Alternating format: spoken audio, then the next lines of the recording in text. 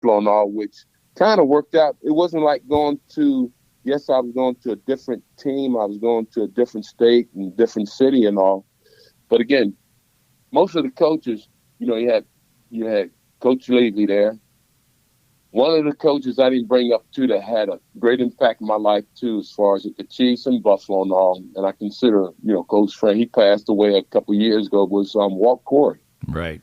And we had, and you talk to fellows and all I played with. Walt was not only a great defensive coach, but a great coordinator too, defensive coordinator. Then Ted Cottrell was here and went up to Buffalo and all too. And I think it maybe was another coach or two that coached with the Chiefs and all that was up there and all too. A couple of the scouts and all too. Mm-hmm. So it was even though it was a different environment, it was a good transition for me up there. And like as I said before, we lost in the AFC Championship game that first year I was in, and that was the most. I think we played 3 playoff games. So my 10 years in Kansas City, we only played 1. So just in 1 year, 3 playoff games. Wow. So, and then the following year, we played another playoff game, and we lost in that. But it was a good transition and all. Even though I'd like to finish my career right here in Kansas City, it just didn't happen that way. And just you got to make do with what happens and do the best that you can no matter where you go. So after that second season in Buffalo, you're 12 years in, and you would retire in the next year. What was the process like of stepping away? Well, it wasn't. I always looked at football as a means of providing and taking care of my family. But it did, playing that game, and you stated earlier, playing on turf. Mm-hmm. Your body's not meant to just, grabbing and pulling and running and head and tackling. Your body's not meant for that. So, over a course of time, it takes its toll on your body, my shoulders, my back, mm-hmm. All those knees and all. And as you start aging, you start feeling a little bit more. I could have played some more, and then at that particular time I don't know how many kids I had. Maybe I had 8 or 9. I don't know. Mm-hmm. But then it was almost like, wanting to spend more time with the family, doing things to the family and all. Right. So, there's one thing about this game, and just like any other game, any other sports, there comes a time you can't do this all your life. Right. Maybe, if I took up golf, it might have been a different story. But football, man, it aged you in dog years, so to speak. So yes, it does. So that transition, it took me, and funny thing about that, after I came out of the game, I didn't, 3 or 4, maybe 5 years, I didn't even watch football. I just kind of got a little burnt out and all, so to speak, mm-hmm. and I couldn't focus more on my family at that time. So it sounds like a transition where you sort of were able to make a clean break of it. But and obviously you made a good living when you were a football player, but it wasn't the kind of money that they make today. So no, I did have jobs during the all season. Right. So, yes. Yeah. So how did that transition to what you wanted to do besides hang out with the family, career-wise, post football? Well, I did have the opportunity. We lived outside of Liberty and all, because one of the reasons we built a house. When me and Liz got married in 1983, 84, 85 and stuff, we built a house in Liberty. So, during camp, I can come back home with family. I had to run all around town. I was about 4 miles outside of town. And so, making that move and that transition and all kind of worked out nice. My kids, for a period of time, was going to Missouri City School, and I had the opportunity. Jay Jackson was the principal over there. So for a couple of years, I was like their PE teacher over there and doing some things with kids. And I always enjoy working with young ones and all, too, and still to this day doing some things in reference to young ones. And so I had the opportunity of doing some work over there at the school, doing PE and raising my family and all at the same time. And then from there, we started on business, because basically what we was trying to do, me and Liz was trying to create a business where it could be a family business where the young ones in the family could be participating. It could be a means of making a living and surviving and all too. So right. So tell us about your post-football journey as far as different things are concerned. You've written a series of books. You obviously have worked in a couple of different settings, had your own business, worked in sales. Take us on a little bit-by-bit journey of that. Well, and then I like to kind of retract somewhat too, because you was talking about the book and all, and there's a name that comes up, man, and he's my brother from another mother, old Greg Justice and all. Right. We go back 1983, because back then, I'm always taking in turns playing ball. You always want to do something a little different as far as training that's going to take you to another level and all, so to speak. 1983, there was, I forgot the name of the company, but it was a fitness facility out in Overland Park, and they came from out of Colorado and all, so high intensity step workout and all those types of things was going on. And Greg Justice was the manager of the company. I'm talking my tongue. It was in Overland Park. So me, my wife, and all, we used to go over there. And other ball players, I think there was several other ball places to go over there and work out. It was a high intensity step workout and those types of things. That was a big thing back then. And I developed a relationship with Greg Justice, who his background up until this day, matter of fact, he did a book on Jack O'Lane, Mr. Fitness himself. Yep. And he's been involved in many of things, but Greg was also a key as far as helping me, as far as my training, and helped me go to the next level, so to speak. And then we didn't break ties, but, when I got, went up to Buffalo and all, and then, raising a family, we kind of departed somewhat because of, what was going on. And then in the last 4 or 5 years and stuff, we got back in touch and been doing some things. Greg been helping me in my endeavors, even the fitness industry, because that's Greg's background and all too.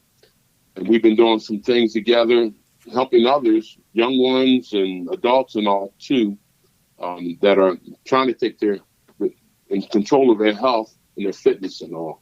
And as I stated before, Greg has been very helpful to me. And that's, like I said, if you see him, you think we're twins. Like, remember that movie Twins with Arnold and right, Danny DeVito. Is it Danny DeVito? Danny DeVito. Yeah. Yeah. Greg is Arnold, and I'm DeVito, man. But that's how we operate, man. I see.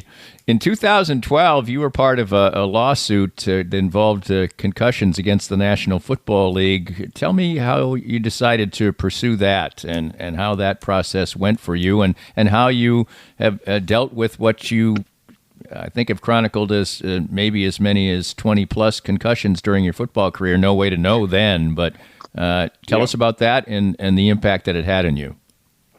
Well, the concussion deal, and that's, I got 6 big boys and all that grew up. And the concussion deal wasn't, none of them, they didn't play. I mean, till this day, some of them, they still upset at me and all. But I got my grandsons that are some of them are thriving as far as with football and other sports and all too. But it was almost like me, because when I came out, hands, my shoulders, all my stuff was hurting. So I'm thinking, my boys, I'm trying to teach them, okay, don't about not beating your body up, so to speak. And that was a personal choice I made. But it was one of those deals, the transition from injury. When my sons and all, was more so the physical side, because you automatically thought, we never thought about concussions back when we was playing ball. That was just part of the game. You put your head, everything was about putting your head between the numbers. Use your head for everything, even on the offense. I remember playing against the Denver Broncos. One of the guys I hate playing was Claudia Minor. And every play, he had the biggest head in the league. He just headbutts you right at the line. But that was just part of the process back then. But then again, when the concussion deal came out, that was that was almost like even more so the reason why I'm glad I let my sons play that game and all, because it does. You see the end results on a lot of ball players and all too. Not only in football but in other sports too. And you keep in mind too, and I'm not making any excuses for some of the ball players, but some of the things that you hear and see as far as on the news, you're like, man, guys making millions of dollars, and you're thinking, well, that was stupid what they did. Then again, you never know. Concussions, there's a variety of things, man, that goes on that we don't know what's going on under the surface, so to speak. Right. And even my situation right now. Now, if you talk to my parole officer, my wife, she would concur that I'm not the brightest guy, but she would concur that she would say, hey, cuz got some problems, but I don't have any problems. I'm doing pretty good, but just you almost got to take things in stride. I mean, There's not too many things that you can do reverse situations like that, but with me, there's a combination of things. I watch what I eat, what I put in my system. Mm-hmm. Sleep is the most important thing, and try to stay as stress-free as you can. But that's not working too good because when you got 11 kids and 24 grandkids, there's always something going on. Usually not one thing. Usually, they come in dozens, so to speak. So, that's all part of the process. And if you're around some good environment, that makes a world of difference, too. That's therapeutic, too, within itself. You also do some camps out in California. Tell us a little bit about that. Yeah. You did one earlier this year. I know that. And these camps are not just about sports. There's travel involved and a full type of thing. How did you get involved in that? Well, this just happened just recently. I'm part of the Kansas City Chiefs ambassadors. Right. The Chiefs have been very supportive of, fellows and all, Bobby Bell, got Sean Barber, Billy Bob, Bill Moss, Mike. I mean, we got a variety of guys. Jan Stenner, that is part of a group and all that where we do things within our community and all, and we do things on a national scale too, individually. And I've been pretty fortunate. This happened the last couple of years. It's a company out in California that does things in the school districts in California with kids that are underprivileged kids and all that, maybe on food stamps or whatever, or food program or whatever. So it works out real nice. Yeah, it's dealing around with sports, entertainment, and all. You got actors, you got photographers. There's a different variety. You got the American Ninja and all that kind of stuff. Mm-hmm. So it's almost like getting young ones exposure to sports, to all the different industries and all, which that otherwise they wouldn't have. And we was up in Redding, California, and all doing at one school district. And I'm telling you how crazy things are. And this was, I don't know if it was back in January or something like that. But we dealing with kindergarten up to 6th and 7th graders. So you got the young ones and all. And even in the kindergarten, you sit there and you talk to them and you do drills and all that stuff. But you talk about things in general that's going to help them in life. And we use sports as a means in our particular program that we're doing along with, the actors and photographers. And these young ones in kindergarten asked me, do you know Taylor Swift? Right. I mean, it's kind of crazy and all, but it's funny how, with sports, entertainment, how young ones can be influenced easily. Mm-hmm. And I think that's where it comes into play as adults and as, person like myself, how we talk and how we conduct ourselves and how we act has a big impact on young ones. And, our reflection of what we do can have an impact on our community and all too. So, I mean, we all have responsibility. I always encourage the young ones too.